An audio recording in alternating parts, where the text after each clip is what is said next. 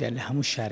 شارە پێشکەوتوەکانی جیهاندا شوێنێک پێگەیەکی جوگرافی هەیە کە پەیوەندە بە کللتوری ئەم وڵاتەوە ئەم نەتەوەیەوە ئەم خەڵکانی کە لەوێ دەژین. بازاڕی پیرێژنانی هەولێر مێژوێکی دوور و قوڵی هەیە. پێویست دەکا حکوومەتی خۆجێی لە هەولێر یاخود پارێزگای هەولێر یاخود هاتە ئەنجومەنی وەزیرانیش ئەم بازاڕە میلیانە چ لە هەولێر چ لە سلێمانی چ لە دهۆک لە هەموو شار و شارستانی کوردستان بپارێزن و نێڵن ئەم شێوازەی کە هەیە تێک بچێ. بەداخەوە بازاڕی پیرێژنان کە مێژوویەکی کللتوری هەیە و خەڵکانێک لەوێ بژێوی ژیانیان دەست دەکەوێت هێدی خەریکە تێک دەچێت بۆ لەبەر حکومەت لەلایەک خەمی لێ ناخوات لایەکی دیکەش ئەو کەسانەی کە لەوێن بژێوێکی ئەو تویان دەست ناکەوێتەوە کۆ پێبیژێن لەلایەک لایەکی دیکەوە خزمەت گوزاری بۆ نەبردراوە بۆ نمونە کاتێک کە وەرزی باران بارینە هەموو ئەو کەلوپەلانەی کە لەوێن و هی پیرێژنەکانی یاخود هی هەوڵاتیانێت تەڕ دەبێت لەلایەک لایەکی دیکە بۆن و بەرامەیەکی ناخۆش و